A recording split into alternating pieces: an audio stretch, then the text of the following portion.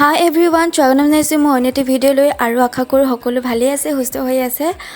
আজি এটা recipe video' এটা শ্বেয়াৰ কৰিম বুলি ভাবিলোঁ।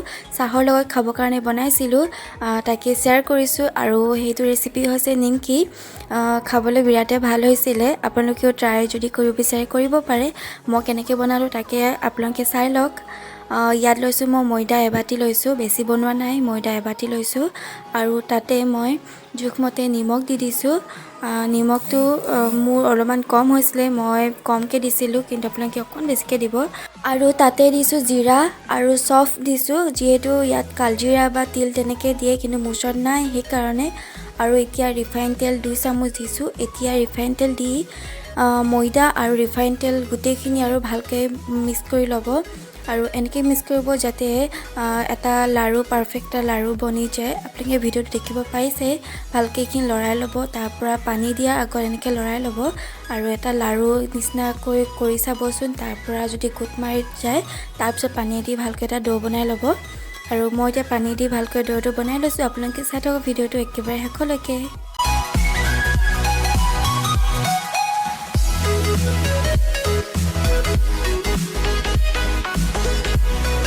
মোৰ এইখিনি মঠা হৈ গ'ল, ভালকৈ ময়দাখিনি ভালকৈ মঠা হৈ গ'ল। আৰু এতিয়া এইখিনি মই দুভাগ কৰি ল'ম। আপোনালোকে দেখিব পাইছে ভিডিঅ'টোত দুভাগ কৰি লৈছোঁ।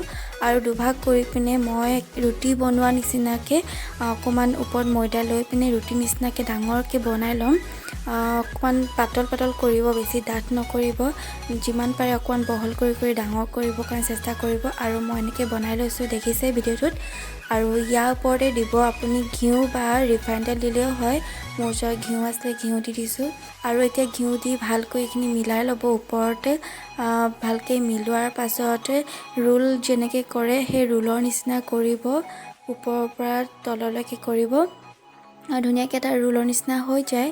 আৰু ৰোল হোৱাৰ পাছতে কাট কৰিব, কিমানটো চাইজৰ আপোনালোকে নিমকিটো খাব বিচাৰে সেইটো চাইজত কৰিব।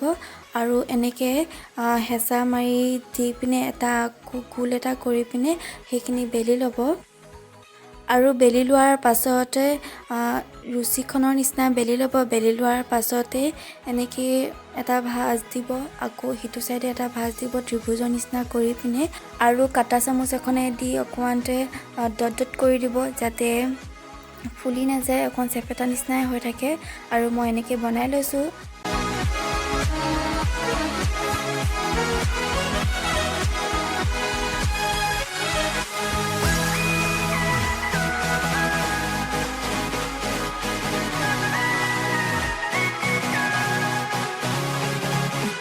এইফালে মই ৰিফাইন তেলখিনি গৰম হ'ব দিলোঁ, গৰম হৈ গ'ল বাৰু। আৰু বেছি হাই ফ্লেমত নিদিব। ৰিফাইন তেলখিনি মই মিডিয়াম ফ্লেমতে মই গৰম কৰিছিলোঁ। আৰু গৰম হোৱাৰ পাছতে মই নিমকিখিনি দি দিছোঁ। আপোনালোকে চাওকচোন কিমান ভাল লাগিছে, আৰু খাইতো বিৰাটেই ভাল লাগিছে। আপোনালোকে প্লিজ ট্ৰাই কৰিবই ঘৰত। আৰু এয়া নিমকিখিনি মই ইলুটি কৰি দিছোঁ। আপোনালোকেও ঘৰত ট্ৰাই কৰি চাব, চাহৰ লগত খাই বেছি ভাল লাগে। মই ইলুটি কৰি দিছোঁ। মোক বনাবৰ কাৰণে 15 মিনিটৰ প্ৰয়োজন হৈছিলে। আৰু গেছৰ ফ্লেমটো ল' টু মিডিয়াম তেনেকৈ কৰি ৰাখিব।